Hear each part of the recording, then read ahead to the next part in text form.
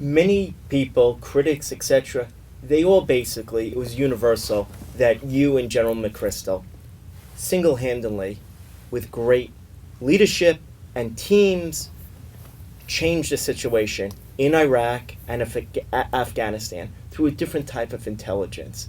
Could you talk about how both of you were so successful? Because books have been written, and now the military uses your and General McChrystal's doctrine of this new type of intelligence gathering and how to act on it. Yeah, so this was fun, but it was really wild.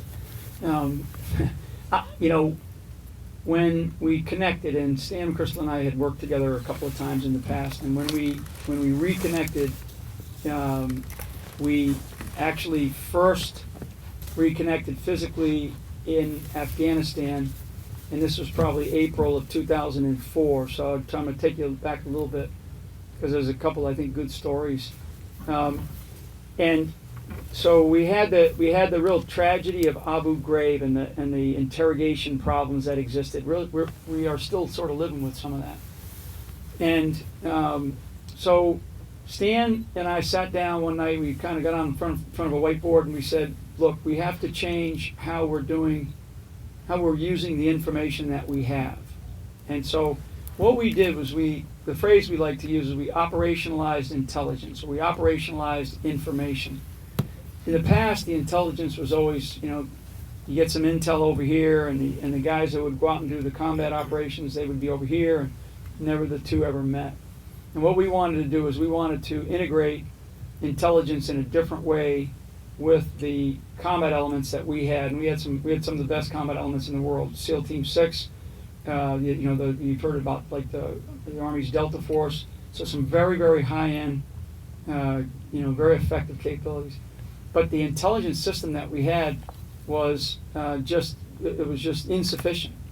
And we also wanted to bring in different agencies. So we wanted to make the National Security Agency, the National Geospatial Agency, the CIA especially, part of this. And so we literally reached out to the leadership of those organizations and brought them in. In July of 2004, we were, in terms of an operational tempo on the battlefield, we were doing about 4 combat raids a month. Not that many, so that's about 1 a week. Combat raid is a pretty damn hard thing to do, so it's not like, well, at that time it seemed to us like we could do more, but we needed the intelligence. We needed to change how we gathered, how we fused intelligence inside of operations. So you fast forward over the next 2 years, and I stayed with Stan for just a little over 3 years in Iraq.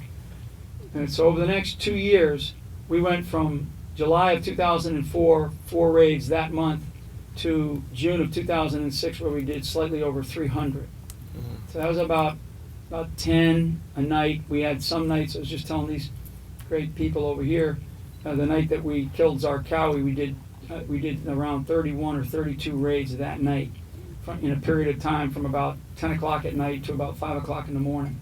And a combat raid is it's a half a dozen guys coming out of a helicopter or literally driving to a site, or in some cases they would jump, depending on the operator, jump out of a plane.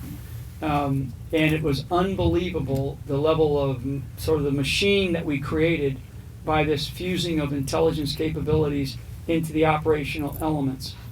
In the past, intel people would not go with the operators. Okay, so they would just kind of give them some intel and go, they'd go figure it out. What we started to do is we started to take some of our most talented intelligence personnel and started to embed them into the operations, combat raids that we did. And what they did was they brought a different perspective to what it was that we were gathering and what we were trying to get. I mean, we got so good at the forensics of computers that we found, or thumb drives, or pieces of paper, pocket litter. I mean, we were able to do, in some cases, we could capture a guy at 2,200 hours at night, 10 o'clock at night, and based on the information that we got from him, we could run another set of raids by about 2 to 3 o'clock in the morning. And it was unbelievable. So I described that to you because the relentless pounding that we needed to keep on these terrorist networks is what was needed to kind of allow the conventional forces to be able to do the population-centered counterinsurgency that General Petraeus actually, really instituted in Iraq, sort of in the 2009 to 2011 timeframe. And that's what we're missing today. So I was asked recently, what more could we do? And so I kind of described what I just described to you. We, in order to defeat these guys, we need to just constantly pound on them. Especially the medium and high value targets that we have, the individuals who are leading these organizations. Right now they're getting a free pass. The administration decision is essentially to do what you see that we're doing, and basically this, let me use another car analogy, but this Cadillac that we have called Special Operations Forces is parked in the garage right now. And believe me, the individuals in those organizations, they would love to be unleashed because they know they can be effective. That's what they do. And that's what, they don't mind doing that as long as they have the backing and the resources to do it. And they're very, very good at it.